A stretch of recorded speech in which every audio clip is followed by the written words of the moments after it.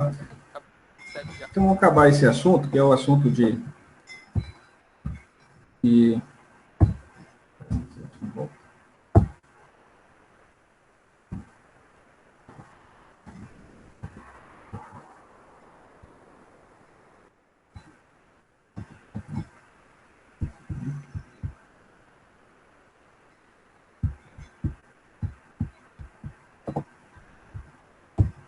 então, vai.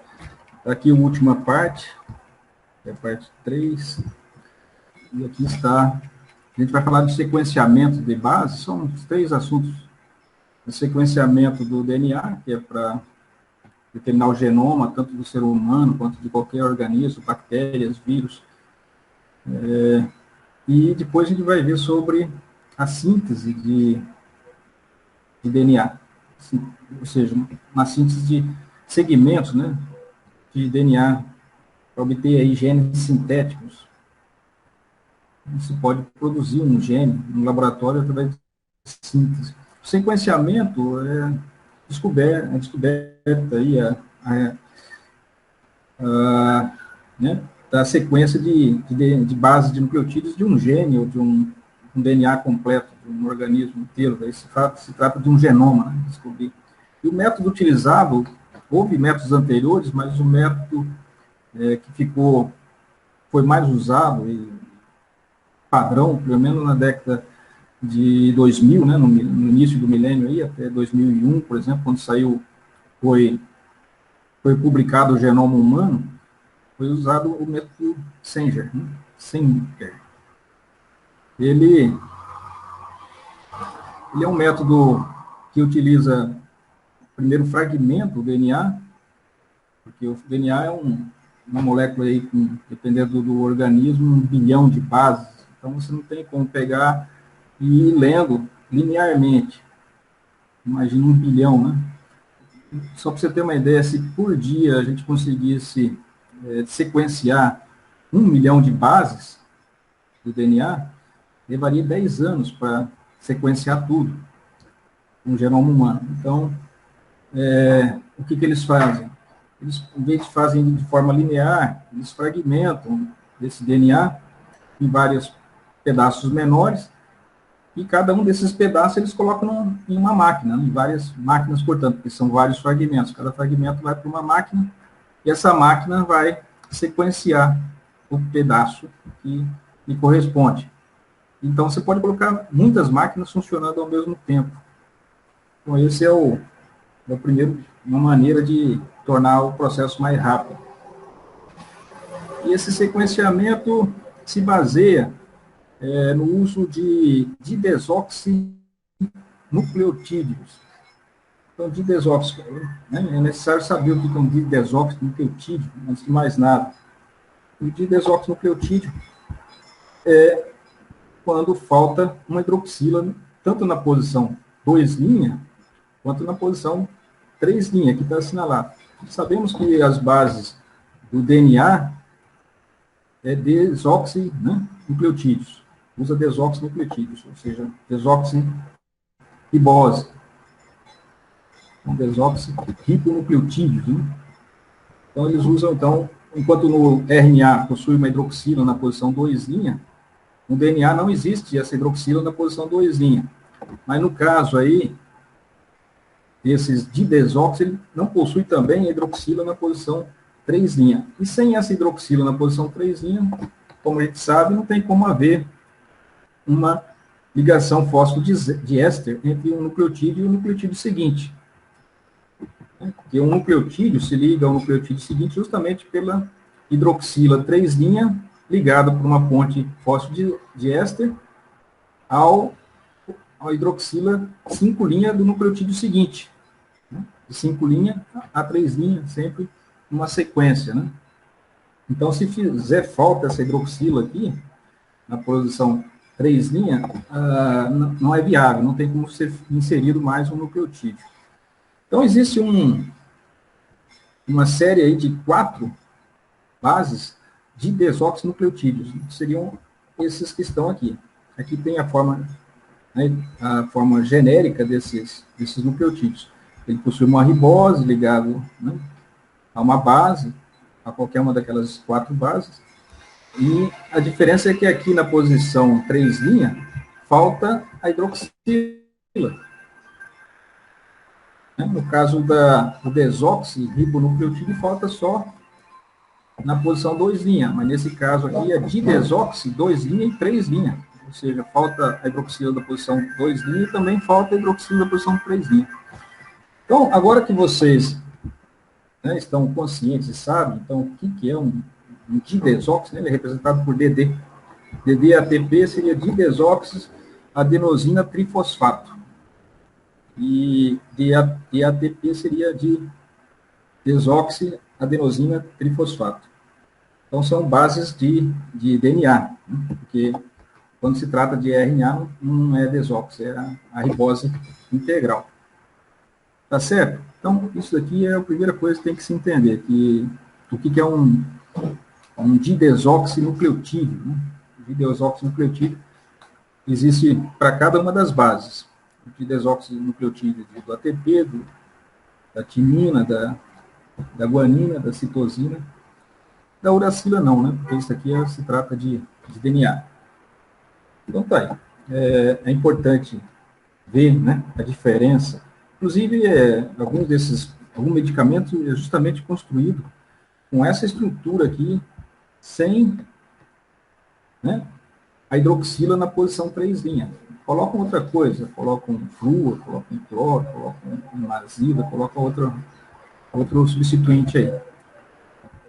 E qual é a consequência disso, né? Para que serve isso? Para que servem os didesoxinucleotídeos?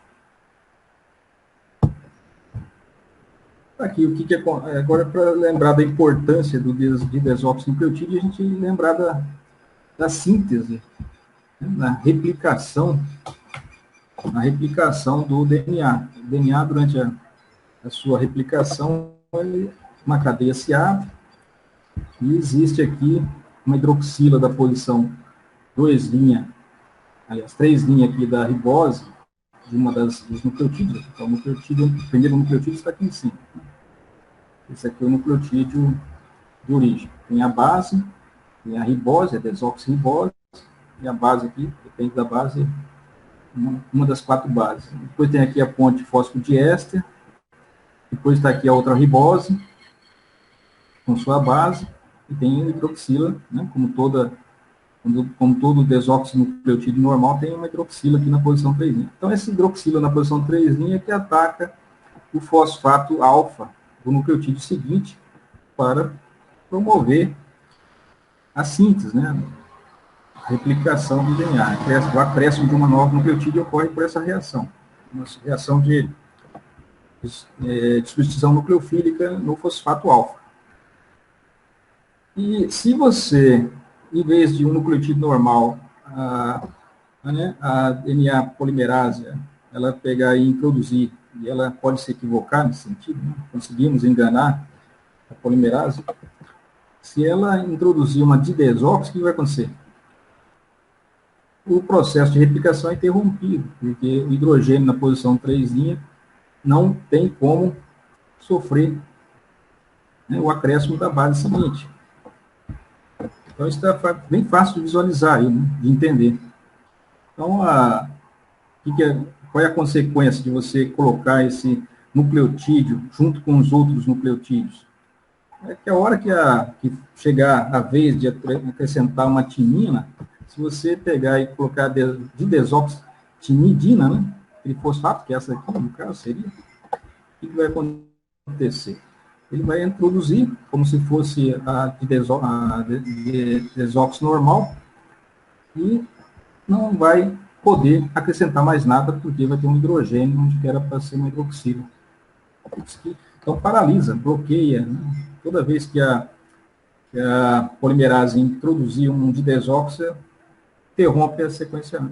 A reprodução do DNA, a replicação desse DNA.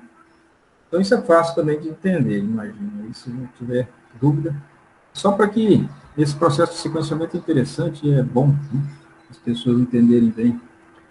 E não é complicado, é muito simples.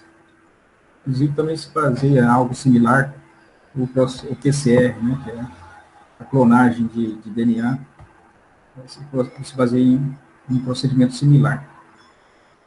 Tem algumas coisas em comum, não exatamente essa parte de desoxi aqui. Tá aqui, então, já falando de desoxi nucleotídeos, tem fosfato de nucleotídeos. Outra coisa que temos que lembrar e conhecer é as endonucleases de restrição. Elas cortam, né, na hora de você, como foi dito, se você vai fazer o sequenciamento de um DNA muito extenso, com bilhões de bases, a primeira coisa é cortar em fragmentos. Então, para fazer esse corte, é que existem as endonucleases de restrição. Elas cortam em fragmentos menores, e esses fragmentos são distribuídos para as máquinas que sequenciam esses fragmentos em paralelo, para tornar o processo todo mais rápido. Hoje já existem alguns métodos mais avançados de sequenciamento, mas esse foi usado para o genoma humano, foi publicado em 2001, e ainda é muito usado ainda, muito comum o método. As máquinas aí que existem normalmente nos laboratórios de sequenciamento se baseiam nesse método Sanger. E o que são essas endonucleases, então, que vão recortar o DNA original? Elas cortam em posições, em certos locais, que possuem uma sequência de reconhecimento. Então, aqui tem... Normalmente essas sequências, elas são do tipo palíndromos. O que quer dizer palíndromo? É que se você lê num sentido, o texto, né, ou a palavra, ou a sequência, é idêntica à leitura no sentido inverso.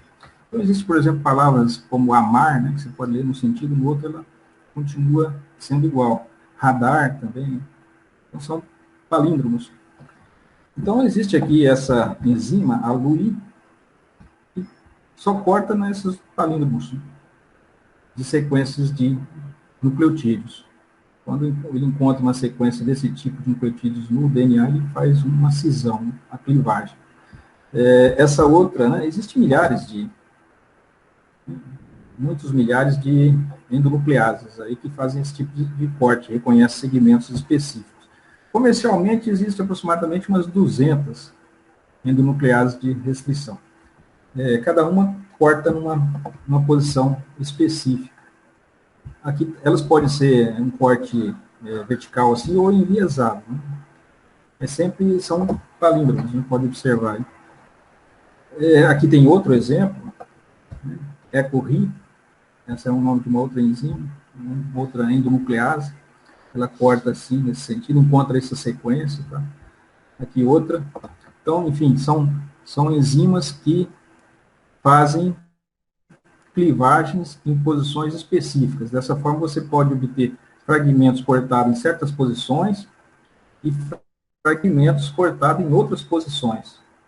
E esses fragmentos depois são alinhados, para saber quais são as partes comuns a um fragmento e quais são as partes comuns a outro fragmento.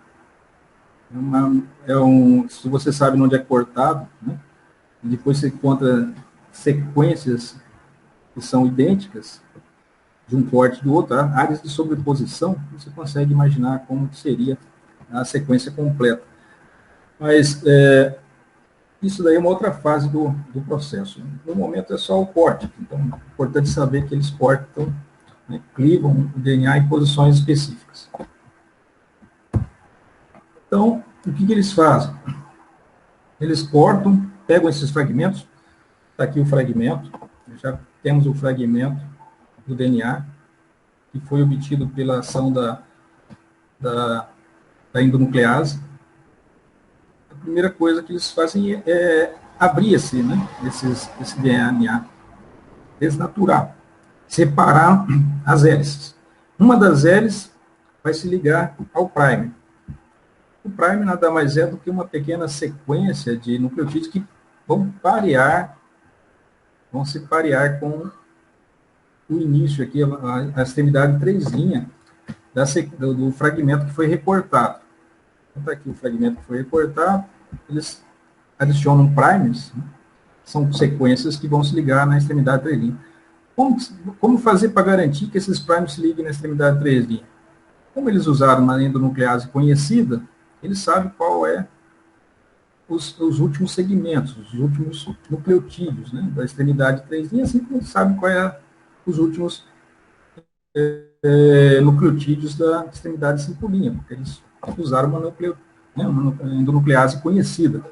Então, eles já fazem um prime para se ligar nessa extremidade especificamente.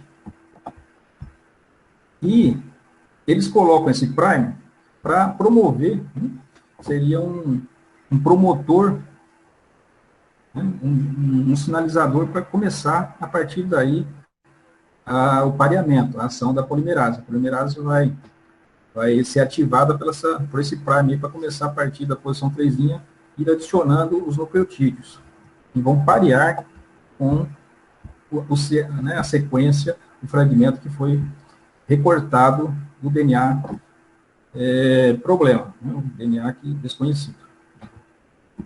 Então, está aqui o prime. Eles ainda colocam marcado, usam um fósforo radioativo para depois, futuramente, visualizar esses fragmentos, porque esses fragmentos eles não são coloridos. E como que você vai enxergar onde eles estão, né? Então, usam aí um fósforo radioativo que é usado posteriormente para revelar um filme fotográfico. Você coloca um filme fotográfico sobre uma fonte radioativa, e esse filme fotográfico é marcado. Onde estão, né, os elementos radioativos, ele deixa uma marca. Então, simplesmente esse fósforo 32 é um revelador, usado para visualização, um artefato. Então, está aqui a sequência que foi retirada, uma das salas, né, do DNA, um fragmento cortado pela endonuclease, ela é desnaturada, ela é separada, né, e depois se introduz o prime em uma das extremidades, deixando a extremidade 3' da ribose, né, 3' com a hidroxila livre. E já sabemos, então, que essa hidroxila 3' é a que vai, através, né, dos nucleotídeos, na presença do nucleotídeo da polimerase, ela vai atacar o outro nucleotídeo e introduzir a base correspondente, né? Ou seja, se aqui na base, na sequência alvo tiver uma adenina, quem vai vir aqui vai ser uma timina. Se tiver uma citosina na sequência alvo aqui, vai ser introduzido uma guanina e assim por diante. É claro que o acréscimo das bases sempre vai obedecer o pareamento, né? A gente não sabe ainda qual é a sequência de base que está no fragmento alvo aqui em vermelho, mas sabemos que a polimerase vai adicionar as bases correspondentes, né, os nucleotídeos correspondentes. Então, ele vai adicionando, né, se colocar todos os nucleotídeos que são necessários e usar a polimerase e as condições adequadas, vai haver a introdução aqui dos nucleotídeos que são os homólogos, né, da sequência alvo. Então, como estamos vendo aqui, vai sendo acrescentado, né? Vamos supor que essa sequência da direita aqui é a sequência que está aqui a sequência alvo, né, a target. E ele vai adicionando os nucleotídeos. Acontece que se você adicionar, além dos 4 nucleotídeos normais, né, desoxirribose, trifosfato de adenosina, ou de timina, de citosina, ou seja, os 4 nucleotídeos, se você adicionar também um pouco, né, uma pequena quantidade dos didesox, uma hora entra um didesox, de forma aleatória, aqui entrou nesse momento. Quando entra um didesox, a polimerase não tem como identificar, ele não produz a didesox nucleotídeo, e daí acontece, aí para o processo. O próximo nucleotídeo não consegue ser introduzido. Então, ele vai introduzindo os nucleotídeos até que, de forma aleatória, entra um didesox. Quando entra, para. Então, isso pode acontecer a qualquer momento do sequenciamento de um fragmento. Como são muitos fragmentos e muitas polimerases atuando, e tem todos os nucleotídeos normais, assim como alguns de desox nucleotídeos. Então, nesse momento, vai se formar vários fragmentos. Aqui, imagina-se quantos fragmentos podem se formar. Essa área em azul aqui, esse segmento em azul é o segmento do primer, né? Então, aqui ele introduziu primeiro 2 guaninas. Quando foi introduzida a terceira, foi introduzida uma didesoxiguanina. Daí parou. Foi introduzida uma didesoxi acidentalmente. Podia ter sido na primeira? Podia, mas por um motivo qualquer entrou normal, né, aleatoriamente. Entrou a segunda normal. Quando foi a terceira, entrou uma didesoxi. E entrou para o processo. Aí parou e se formou esse fragmento. Esse fragmento se desprende né, da polimerase, se desprende aqui do sistema e fica intacto, já não sofre mais alterações. Mas existem fragmentos que conseguem prosseguir, como são muitos fragmentos idênticos, né, esses fragmentos são clonados, assim que eles são retirados né, do ser vivo lá, do DNA, eles são clonados. Eles são clonados, são fragmentados, esses fragmentos são clonados. Então, existem muitos fragmentos idênticos. Todos esses fragmentos foram inseridos primer, todos eles têm a mesma sequência. Então, esses fragmentos, alguns fragmentos vão sendo replicados até que acidentalmente ou aleatoriamente entra aí uma didesoxi. Daí o processo para, certo? Então, aqui entrou todos esses encores, esses nucleotídeos encores aqui são do tipo de desoxi, de fosfato de nucleotídeo. Esse aqui seria um didesoxi trifosfato de guanina, citosina, timina, certo? Sempre para quando é introduzido um desses didesoxi aí, a cadeia para de ser replicada e o fragmento se torna, né, inalterado. Ele se desprende da polimerase e vai para o meio da solução. Então, o que daqui tem que saber disso aqui é o seguinte, que vai se formar uma série de fragmentos, certo? Coloca aí o primer, né, muitas moléculas de primers, para serem pareadas, coloca todos os nucleotídeos que a polimerase vai necessitar, em boa quantidade, coloca alguns nucleotídeos de desoxi. E daí, quando aleatoriamente um desoxi entra, durante a replicação, ele vai parar o processo. Não pode parar em qualquer momento, aleatoriamente. Então, vai ter fragmento que foi crescendo e em nenhum momento entrou o de desoxi. Lá no último, acaba entrando. Aí para no final. Tem outros que, logo no primeiro nucleotídeo de desoxi, já entra o de desoxi. Aqui no primeiro nucleotídeo que era para ser inserido, já entra o de desoxi, já para o processo, e se forma um fragmento bem pequeno. Apenas com o prime, né, o primeiro nucleotídeo que é introduzido já é um de desoxi, já para aí mesmo. Então, disso a gente tira isso, né, gente, que vai se formar esse monte de fragmentos, todos eles acabados, terminam com um nucleotídeo do tipo de desoxi. Agora, como saber, né, quais são os fragmentos? Temos que identificar esses fragmentos. Para isso, eles colocam, aqui que está o segredo, aqui se faz o seguinte, se coloca 4 recipientes, e em todos esses recipientes, se colocam os 4 nucleotídeos normais. Em todos eles. Coloco o desoxi-ATP, o desoxicitosina trifosfato, o desoxigonidina trifosfato, o desoxitimidina trifosfato. Você coloca, então, todos eles. São os normais, né?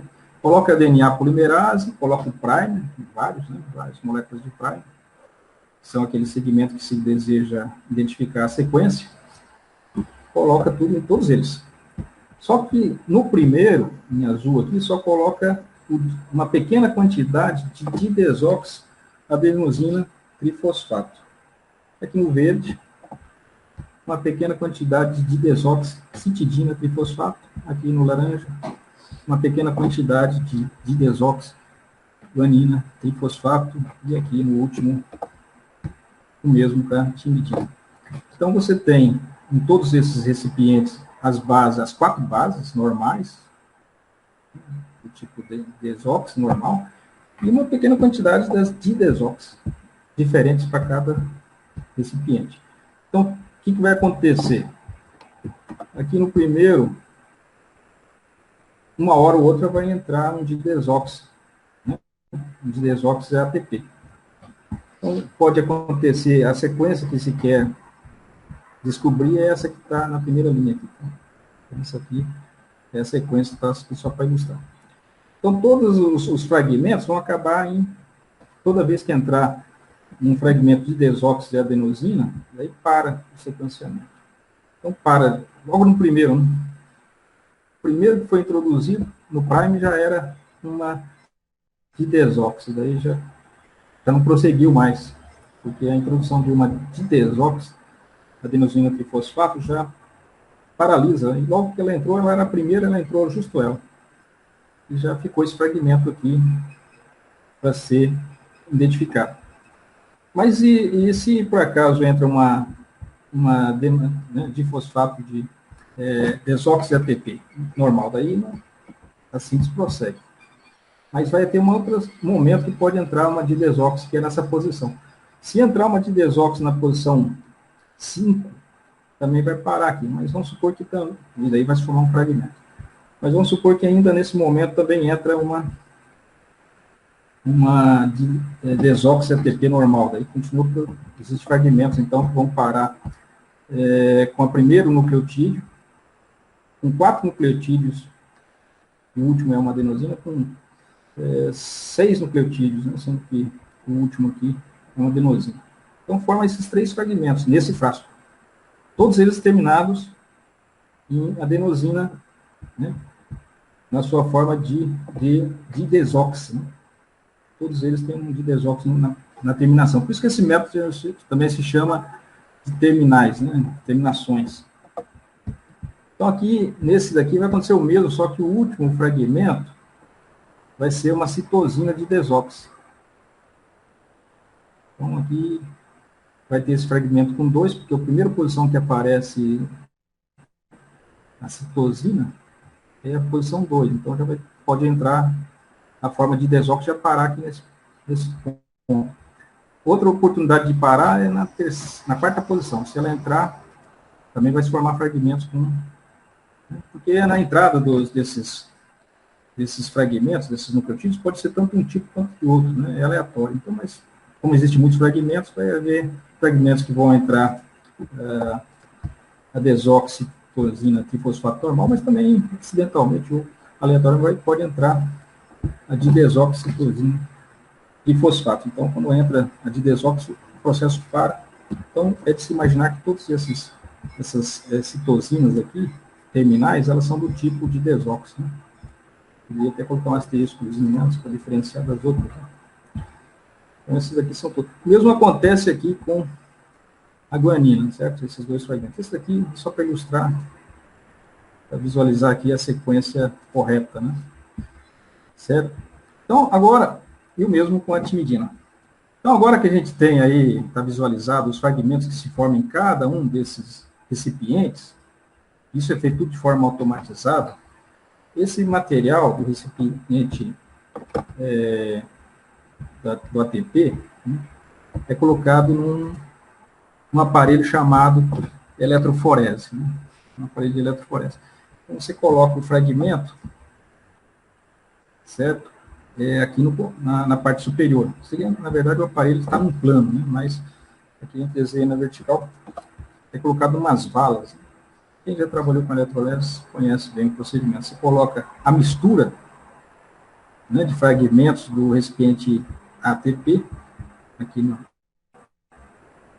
numa vala, coloca o mesmo uma outra vala paralela da citidina e uma vala paralela da timidina.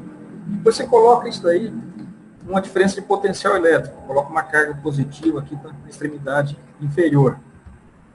O que vai acontecer? Como esses trifosfatos têm cargas negativas, né? Lembrando lá que o grupo fosfato está na forma básica, aniônica, então ela tem carga negativa, ela começa a ser atraída pela carga positiva que está do outro lado aqui. E uns nucleotídeos vão andar mais rápidos, uns fragmentos, né, vão se mover mais rapidamente e outros fragmentos vão se mover mais lentamente. Os fragmentos menores, com um nucleotídeo apenas, vão correr muito rapidamente, são mais ligeiros, né? E chegam aqui numa extremidade oposta mais rapidamente que os demais. Fragmentos com 2 nucleotídeos já fica um pouco mais retardatário, com 3 fica mais retardatário, 4, né, 5 e assim por diante. Então, esses fragmentos maiores vão ficar mais próximo do ponto de partida, e os fragmentos menores vão se mover mais rapidamente. Notem que esses fragmentos são incolores, né? Ninguém consegue enxergar aí que está a necessidade desses fragmentos estarem com um marcador radioativo, para poder ser visualizados depois que nessa corrida eletroforese ocorrer. Então, o que a gente sabe? Que quando foi aplicado, né, no recipiente que tinha desóxido adenosina trifosfato, a gente sabe que todos esses fragmentos acabam com a letra nucleotídeo A. E são 3, né? A gente sabe, eles sabem também, pela padronização dessas placas de eletroforese, que os nucleotídeos com 11 unidades ficam nessa posição. Os com 10 unidades ficam nessa. Com 9, com 8, com 7, com 6. Né? Com uma unidade só fica aqui no final, porque é mais leve. Então, eles sabem em que altura fica cada nucleotídeo. E tem aqui uma escala na lateral. Então, veja bem, se sabe que esse é um nucleotídeo de uma unidade, que está aqui na posição de uma unidade. E se sabe que ele é nucleotídeo terminado em A. Certo? Então, esse aqui é o nucleotídeo A, já se sabe. Esses daqui, se sabe que cabem com 2 unidades. Certo? 2 unidades cabem bem até essa altura aqui. E é justamente uma que tem a citosina. Uma primeira já é a DIN, segunda a citosina. Já sabe a cita. Depois, quem é o próximo? O próximo é com 3 unidades. 3 unidades está aqui. Quem que está a última unidade? Justamente a que termina com timidina. Então, T. Certo? Então, você vai construindo, né? A seguido de C, A seguido de C, depois T, depois de ACT, a seguido novamente C, depois de, né, ACT seguido de A, depois de G, você vai seguindo até chegar na sequência completa. Eu acredito que deu para entender essa explicação aí de como que é a lógica. Tem pequenas variantes, né, entre uns métodos, assim, de um para outro. Tem uns que, em vez de usar fósforo 32, que é radioativo, usa um, corante que fica ligado nesses nucleotídeos para que fiquem coloridos. Então, você não usa material radioativo, que é bom. E depois essa placa aí de correr, não se visualiza a olho nu onde estão essas manchas.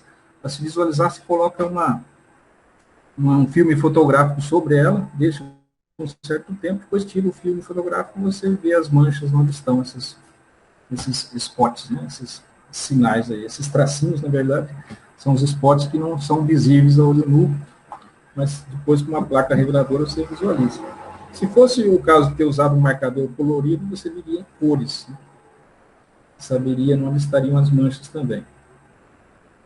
Bom, isso daí é uma das técnicas bem usadas, eu acho que eu tentei explicar aí da melhor maneira, mas se alguém tiver dúvida, pode ver esse vídeo aqui na sequência. Vamos ver aqui, a gente consegue reproduzir um vídeo de 3 minutos, acho que 1 minuto e meio aproximadamente. Então vocês podem visualizar aqui, vamos ver se vai funcionar. Então, pronto aí para ver? Já vai. Vou colocar aqui para...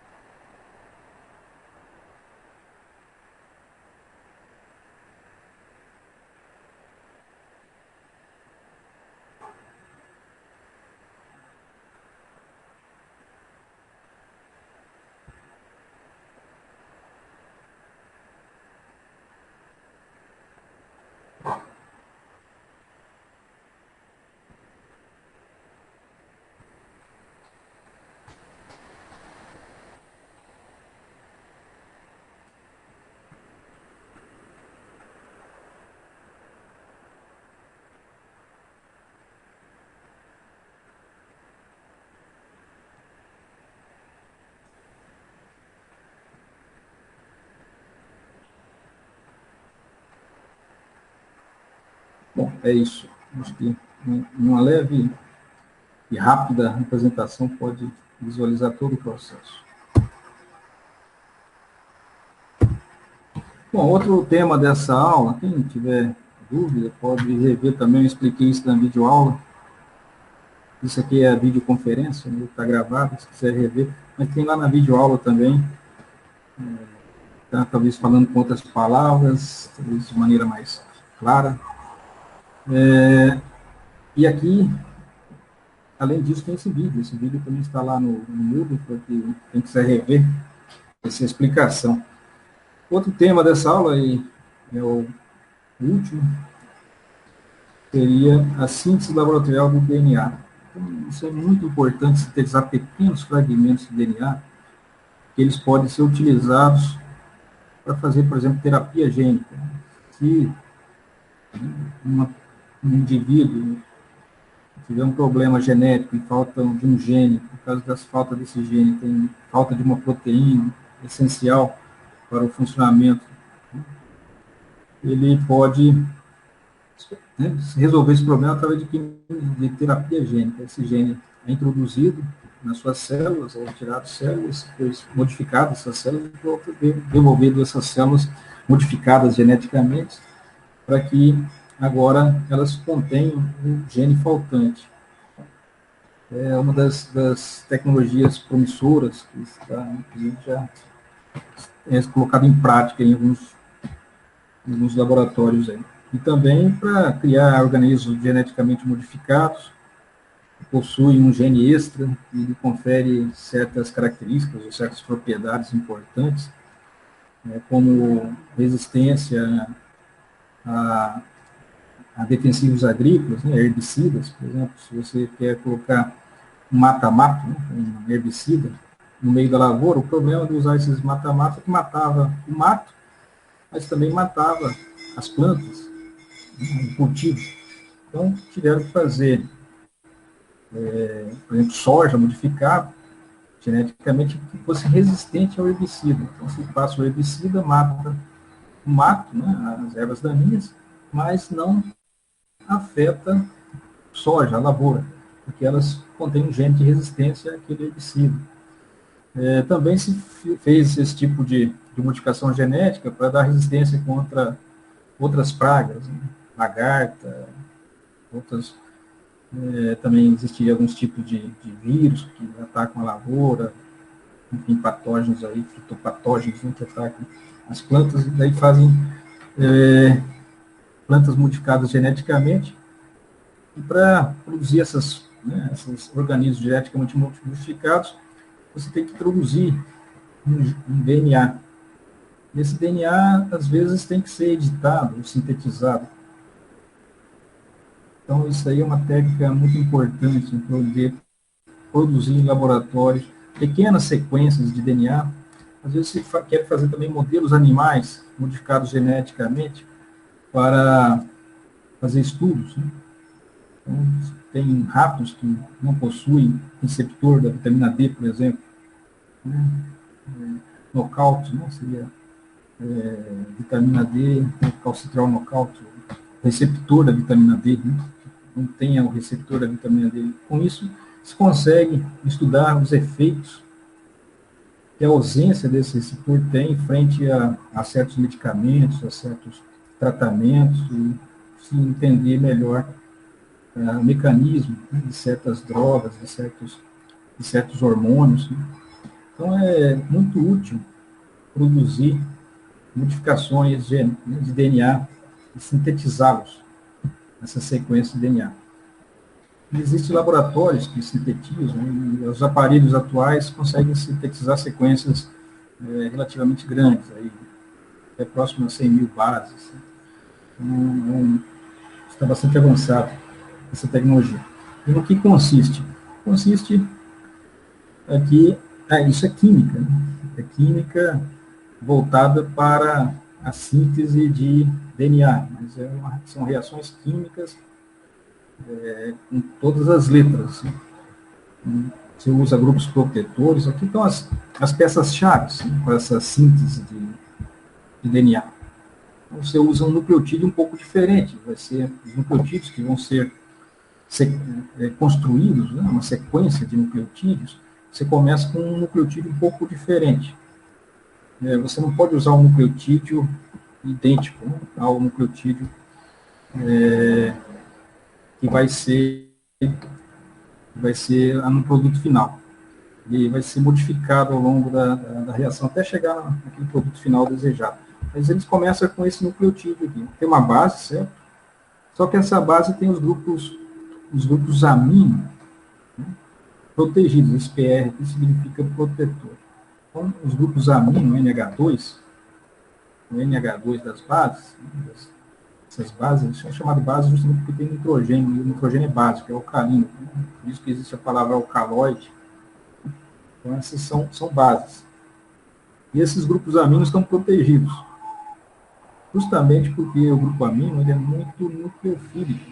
Então, ele pode interferir nas outras reações que a gente quer produzir aqui na posição de hidroxila, hidroxila 5', na posição aqui 3'. Esse fósforo, por exemplo, ele é um bom eletrófilo, então a base pode vir atacar aqui o fósforo, então não queremos que isso aconteça. Por isso que a base está protegida. Então é a base, as mesmas bases convencionais, né, as 4 bases, porém protegidas. E o oxigênio, né, a hidroxila da posição 5' está protegido também. Esse grupo aqui é um grupo protetor, que é esse paradimetoxitritílio, né, tritílio. E aqui nesse carbono terciário, onde que ele está ligado ao oxigênio do carbono 5'. Então, através desse carbono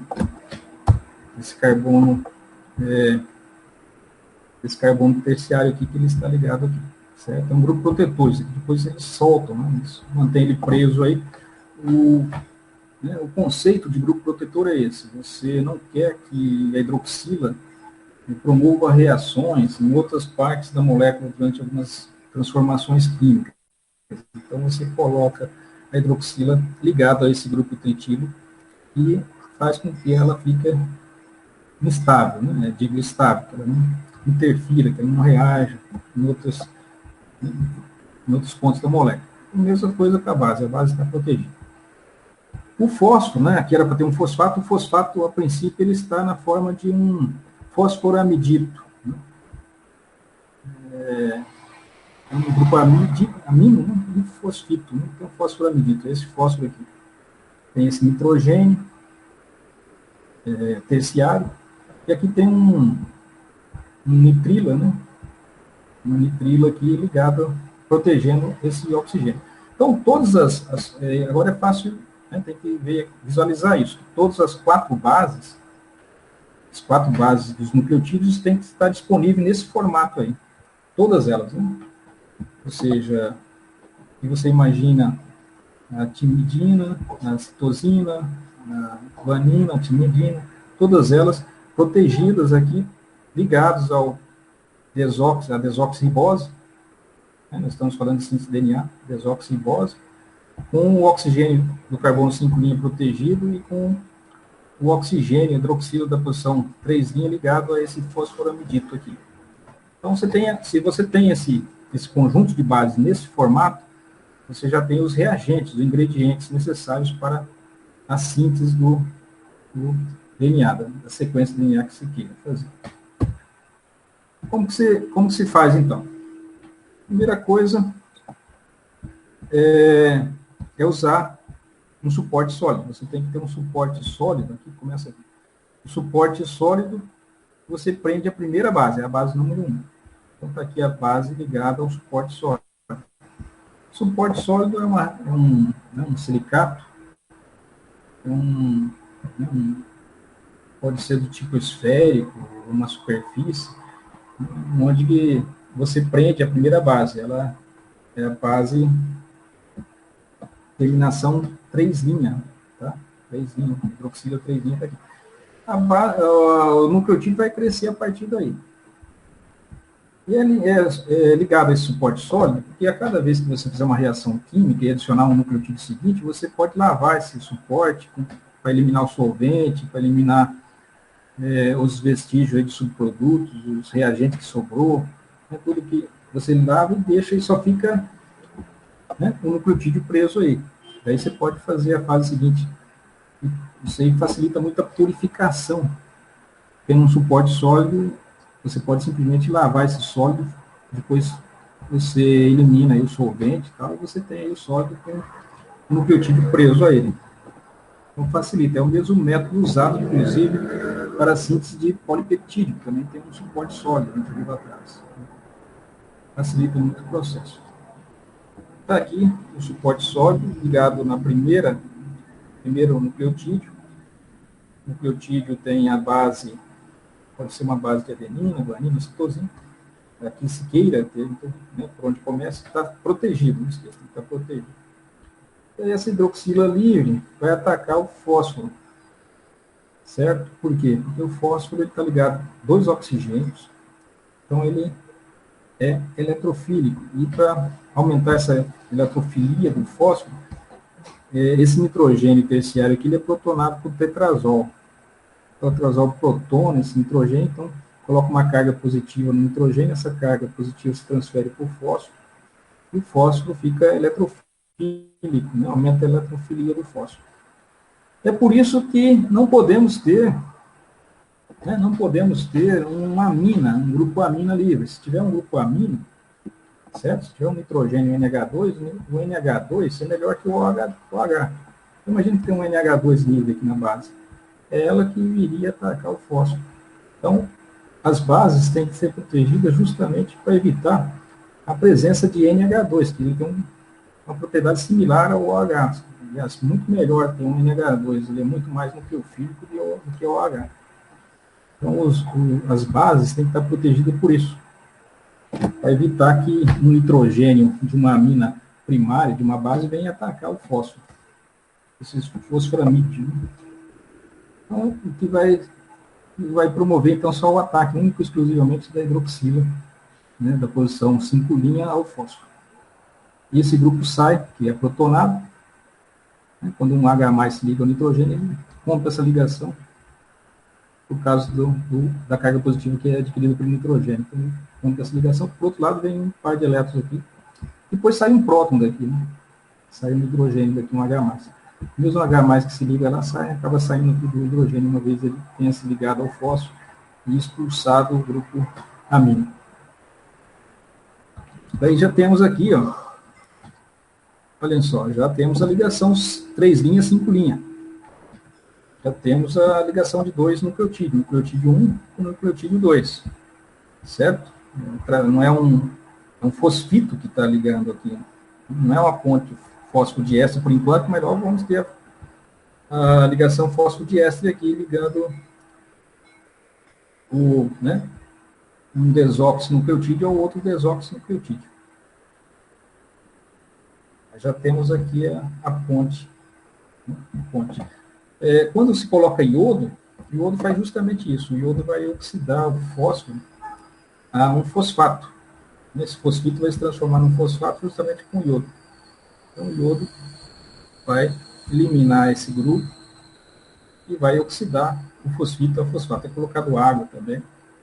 Então, a água que vai gerar as hidroxilas, né, para oxidar o fósforo. O fósforo está em estado de oxidação mais 3, ele vai ser oxidado a fosfato. Ele já foi oxidado a fosfato aqui. Certo? Mas ainda está ligado ao grupo nitrila, que é um grupo protetor. Temos que eliminar esse nitrila aqui. Isso que vai ser feito no final. Enquanto os fosfatos vão estar ligados a essa nitrila. Aí já temos agora o fosfato, certo? Como a ponte fosfodiéster, né? Um nucleotídeo aqui, o nucleotídeo 2, ligado ao nucleotídeo 1, justamente por essa ponte fosfodiéster aqui. Só que não se diz diéster, porque aqui é um triéster, né? Que nós temos esse grupo aqui, formando um éster também que vai ser hidrolisado. Certo? Esse éster tem que ser hidrolisado.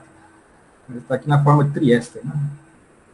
Um éster com nucleotídeo superior, um éster com nucleotídeo inferior, e um éster aqui com a nitrila, etano nitrila. Isso aqui vai ser rompido no final do processo. Daí você tem já o processo.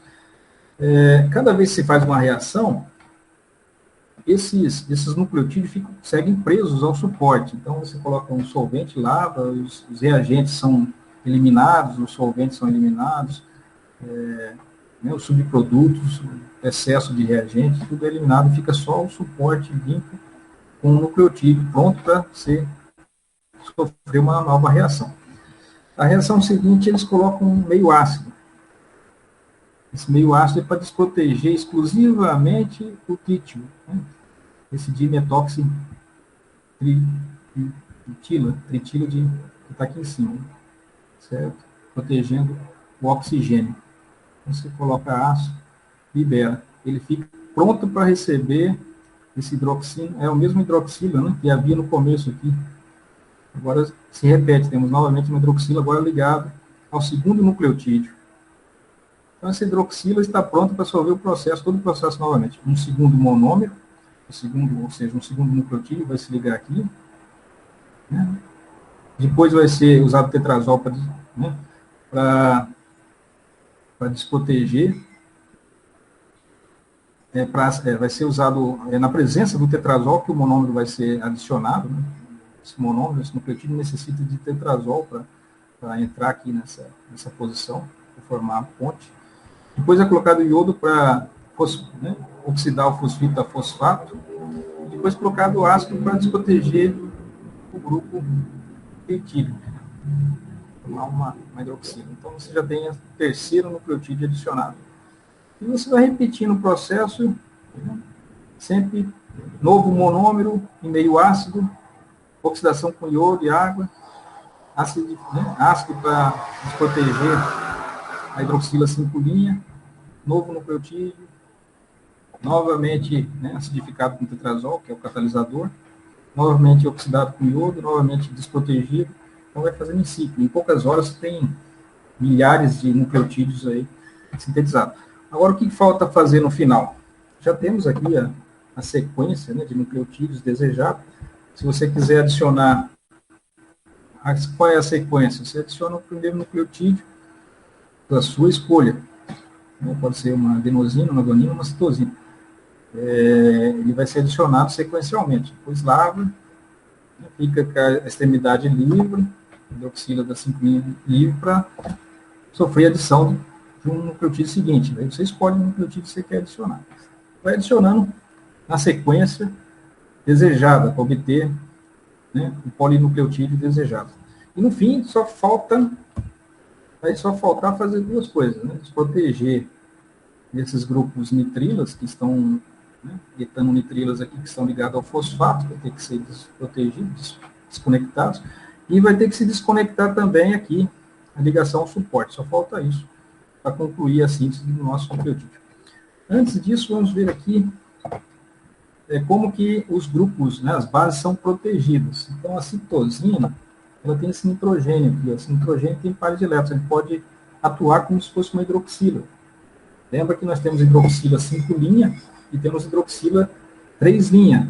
Então, essas hidroxilas, elas necessitam que sejam elas que atuem como nucleófilos. E se você tiver os grupos aminos livres, quem vai atuar como nucleófilos serão esses grupos aminos aqui. Esse da citosina, da adenina, da guanina, eles não podem, então, ter esses nitrogênios desprotegidos, para que eles não atuem. Grupos aminos são muito reativos, são nucleófilos são melhores nucleófilos do que a hidroxila, portanto, elas vão reagir antes da hidroxila. A gente quer que as hidroxilas 5' se formem pontes fosfodiéster com a hidroxila 3', ou seja, nessa sequência. Se nós tivermos essas aminas, quem vai reagir é a amina. É melhor reagente, em termos de nucleofilia. Então, você reage com esse cloreto de benzoíla, aí forma uma amida. A amida não reage mais. Esse nitrogênio agora está inativado. Quando estiver ligado com esse grupo protetor aqui, grupo benzoíla, esse nitrogênio não vai reagir com ninguém, vai ser estável. Depois que o processo todo terminado, aí você desprende esse grupo protetor e volta a ter a amina no seu estado original. Então, o grupo protetor serve para isso. Se liga temporariamente, durante um processo crítico. Depois que o processo terminar, finalizar o procedimento, você volta e elimina esse grupo protetor aí para restaurar a mina no seu estado original. Então, existem grupos protetores para amina, existe grupo protetor para álcool, para éster, né, para todo tipo de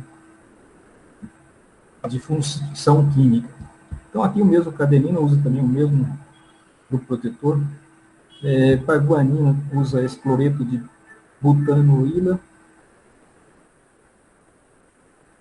e se protege, né, esses grupos todos aí. Depois vai ter que ser desprotegido. Para desproteger, se usa amônia.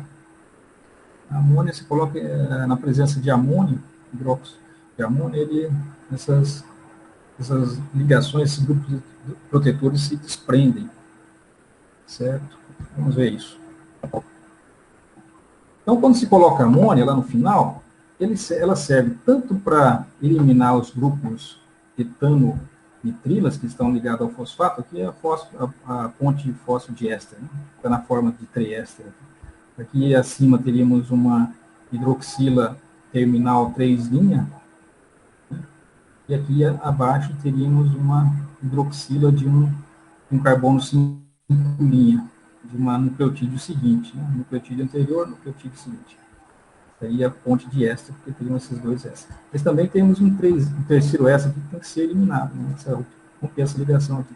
Então, se usa amônia. A amônia vai servir tanto para desproteger esse grupo nitrila, que está aí, quanto para desproteger as bases dos seus grupos protetores que a gente acabou de ver aí, que está na forma de amida, né? Os grupos aminos estão protegidos na forma de amida. Então, o grupo amônia, ela retira um hidrogênio alfa ao grupo nitrila. O grupo nitrila é similar a uma carbonila. Se vocês verem lá nos compostos carbonilados, eles também mostram o funcionamento da nitrila. A nitrila é como se fosse uma carbonila, né? A carbonila é com carbono, nitrila é com nitrogênio. Mas eles têm um carbono alfa aqui, que é ácido, pelos mesmos motivos. Então, a gente já viu a acidez do hidrogênio, né? Do carbono alfa, do hidrogênio ligado ao carbono alfa. Eles têm uma relativa acidez, porque o elétron deixado aqui vai ficar em ressonância, né, com a nitrila, por isso que eles tendem a ter uma certa acidez, esses hidrogênios.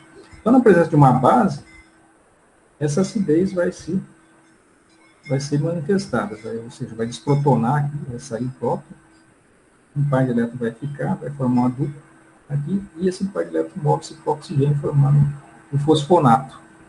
E essa substância que se forma aqui, essa nitrila vinílica, né, ela deve ser um gás ou um líquido bem volátil, então é facilmente eliminado do meio. Daí você tem a amônia protonada, o fosfonato, né, o fosfato na sua forma básica, de éster, que a gente quer obter.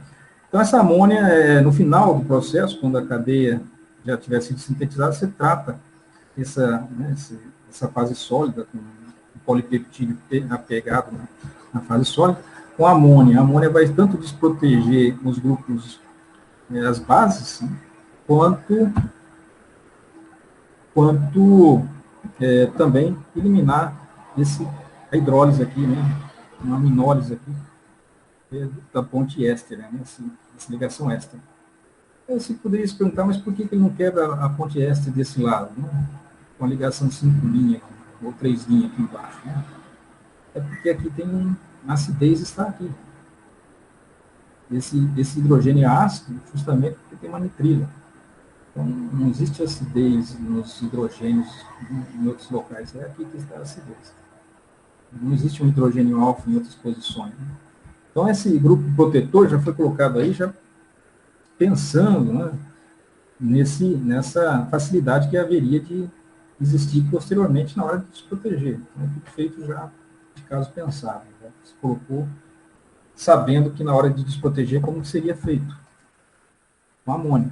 E a desproteção ocorre com facilidade, nessa posição. Daí se forma o fosfato. E também se forma lá, né, se desprotege as bases. Também se utiliza, aqui rapidamente, se utiliza também outro método, que é o método com fosfonato, para sintetizar cadeias de DNA. Então, é um método parecido, tem pequenas diferenças, mas é muito incomum. Por exemplo, se usam os mesmos nucleotídeos, só que aqui você usa o fosfonato. Usa o oxigênio 5' aqui, da hidroxila 5' também protegido com o mesmo dimetóxitritilo, para certo? O oxigênio da hidroxila 3' está na forma de fosfonato, é diferente, não é fosfato. O fosfato ele tem uma hidroxila aqui. Tem um hidrogênio, vejam, tem um hidrogênio ligado ao fósforo. O fosfato tem um oxigênio ligado ao fósforo, então é um pouco diferente. Está aqui a base protegida da mesma maneira, certo? Está ligada a um suporte sólido, da mesma maneira. Está aqui a base protegida, esse aqui é o nucleotídeo número 1. Ele tem que estar com, tem que ser desprotegido aqui, com ácido, se desprotege a hidroxila 5'. Essa hidroxila 5' vai atacar o grupo fosfonato do nucleotídeo seguinte. Quando for adicionado o nucleotídeo seguinte ao meio, né, ele vai haver um ataque aqui. Por isso que não pode ter nitrogênios aminas, né, aminas desprotegidas, porque as aminas atacariam o fósforo antes da hidroxila. Então, os grupos aminos aqui das bases têm que estar protegidos. Há um ataque aqui, esse grupo se desprende. Note que, primeiramente, esse grupo fosfonato aqui, ele forma um anidrido, uma reação com cloreto de acila. Cloreto de acila, a gente já viu essa reação, quando a gente mostrou com ATP, né? O carbono, esse oxigênio negativo aqui, ataca o carbono da carbonila do cloreto de ácido. Então, ele funciona como uma reação de substituição acílica. Quando ataca aqui, o oxigênio negativo vem e ataca o carbono carbonilo, o par de elétrons sobe para o oxigênio da carbonila. Quando o par de elétrons retorna para restituir a carbonila, ele expulsa o cloro, porque o cloro é a base mais fraca, vem do ácido mais forte, ácido clorídrico. Esse aqui não vai expulsar o fosfonato, porque vem do ácido fosfórico, que é uma base, um ácido menos forte. Então, a base conjugada não é tão fraca quanto o cloreto. O cloreto é que sai. Sai o cloreto e se liga o oxigênio. Para que foi feito isso? Para formar um anidrido. Esse anidrido misto de ácido fosfórico com ácido carboxílico é um anidrido misto, portanto, né? Se fosse dois grupos carboxílicos, né? Dois ácidos carboxílicos ligados, seria um anidrido acético, um anidrido orgânico. Mas aqui é um anidrido formado com ácido carboxílico e ácido fosfórico, então é um anidrido misto, um fosfoanidrido. Esse fosfoanidrido ele é muito mais reativo do que o fosfonato anterior. Então, essa reação aqui não ocorreria se fosse para atacar o fosfonato original, porque aqui já existe uma carga negativa que repele os nucleófilos, né? O oxigênio negativo. Rico em elétrons atacar um fósforo aqui com carga negativa não vai acontecer. Esse hidroxila vai atacar agora, porque tem um bom grupo de saída, que é o grupo carboxo aqui, né? Esse grupo carboxo aqui, carboxílico, ele vai sair com facilidade, porque é um bom grupo de saída. Certo? Então, precisa primeiramente pegar esse fosfonato, né, esse nucleotídeo modificado aqui, e ativar ele com ácido clorídrico, com cloreto de acila, né? Cloreto de ácido aqui. Então, uma vez ativado, você coloca na presença da primeira base e vai acontecer a reação. Essa é a diferença com o método anterior. Né? No método anterior era usado um fosfomida, né? Uma fosforamida, e aqui é usado um fosfonato. O resto aqui é idêntico. E daí também é ativado esse grupo com cloreto de ácido para formar um anidrido. Então, a modificação está aqui. Certo? Bom, daí com esse ataque se acrescentou, né, um segundo nucleotídeo. Está certo que o nucleotídeo está ligado a outro, não por uma ponte fosfodiesterase, fosfonato de éster. porque aqui não temos o ácido fosfórico, temos um fosfonato, um hidrogênio aqui, então está um pouco diferente, certo? Mas isso é fácil de resolver. Depois, com o iodo, ele oxida para ácido fosfórico. Depois, você coloca ácido e vai desproteger exclusivamente essa posição.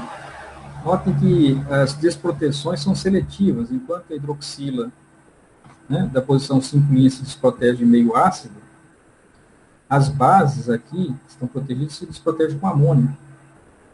Então, o fato de você usar um grupo, um ácido para desproteger a hidroxila 5' não vai alterar, vai manter protegidos as bases.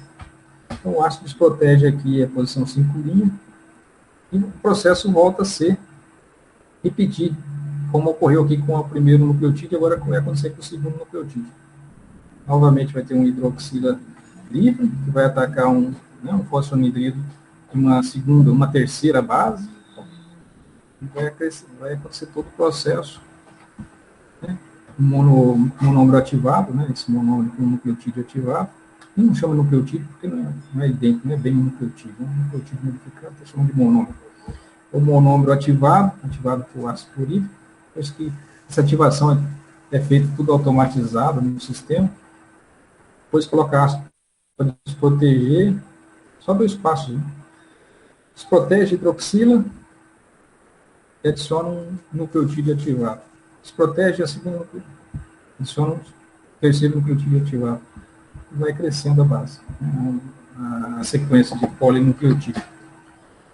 Até que chega um ponto que se atinge a sequência desejada, daí só resta fazer o seguinte, desprender o suporte sólido e oxidar os fosfonatos a ácido fosfórico, né? Os fosfatos. O fosfonato tem que passar para fosfato. Então, isso aqui é o passo seguinte.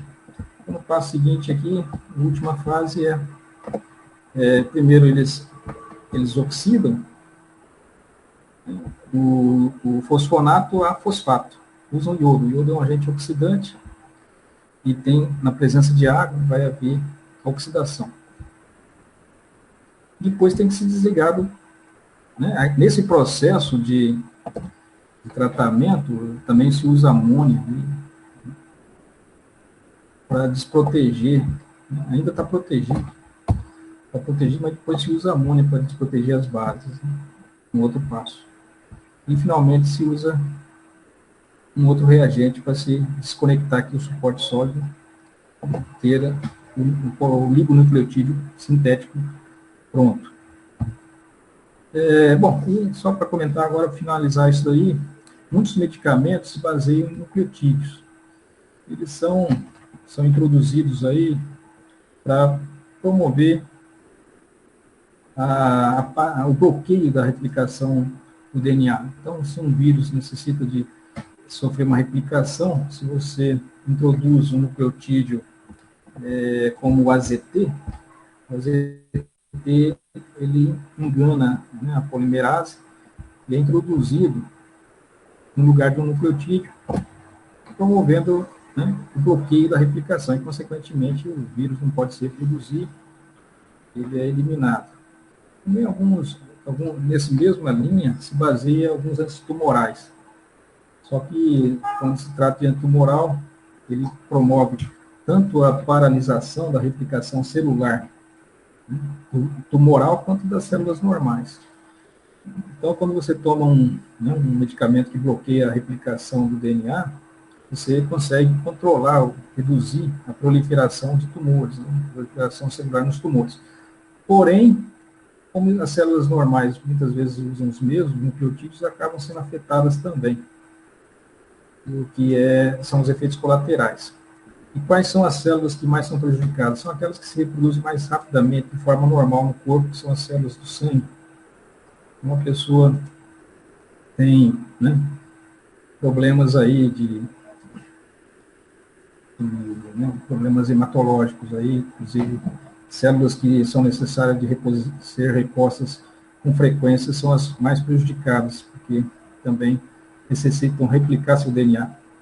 Como você está tomando um medicamento que bloqueia a replicação do DNA, e como ele não é tão específico, para células tumorais e acabam atuando em células normais, as células normais também não conseguem se replicar. Aí, então, os efeitos colaterais. O desafio é usar nucleotídeos que são específicos para utilizados aí por replicações de DNA viral, de bactérias, e bloqueariam apenas a replicação dos DNA dos patógenos, né? Não de nossas células, ou apenas dos DNA de certas células tumorais. Isso é complicado, mas está aí. Alguns medicamentos que são utilizados se baseiam nesses nucleotídeos modificados. Inclusive agora para o vírus, né, do Covid, esse mesmo Remdesivir, né, que foi aprovado nos Estados Unidos, ele também se baseia, né, nesse tipo de nucleotídeo, que impede a replicação viral. Por isso que atua para vários vírus, né? Todos eles atuam por replicação do DNA. Aqui também tem alguns tipos de medicamentos que se ligam naquelas cavidades que existem nas duplas hélices, né? São aquelas cavidades, existe uma principal e uma secundária, e ali pode se unir, em certos medicamentos são desenhados para se unir naquelas regiões. E essas regiões são regiões em que são feitos reconhecimentos de sequências de nucleotídeos por enzimas aí nucleases que promovem a replicação do DNA, a atuação de alguma endonuclease, ou até mesmo o gene promotor da expressão gênica de alguns genes, né? Então, é nessas áreas que existe o reconhecimento da sequência de nucleotídeos. Se colocar aí um medicamento que se liga nessas regiões, e elas costumam se unir através desse tipo de ponte de hidrogênio aqui. Quanto nas bases da dupla hélice se ligam através de ponte de hidrogênio, lateralmente aqui, na vala, né, essa cavidade, pode haver ponte de hidrogênio com outras substâncias sintéticas, o que instabiliza e às vezes até fragiliza a ligação de ponte de hidrogênio da própria hélice. Essas ligações, esse emparelhamento de bases nessa região se chama base de Hosting.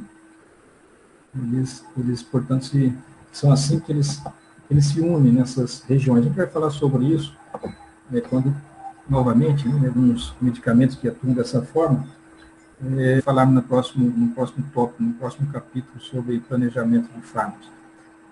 Mas aqui se vê, então, que você pode desenhar moléculas, né, que se ligam nessas valas, nessas estrias, né, entre as dupla hélices, né? E elas podem se interagir com os nucleotídeos através de ponte de hidrogênio. Podem ser muitas. Então, quando se for desenhar um medicamento para se ligar a uma determinada área do DNA, você tem que imaginar uma estrutura que tenha esses grupos, né, justamente para fazer essas pontes de hidrogênio, ou se unir a elas através de alguma ligação covalente, se for o caso. Então, aqui tem que ter um doador de ponte de hidrogênio, e aqui tem que ter um para atuar juntamente com um aceptor de ponte de hidrogênio.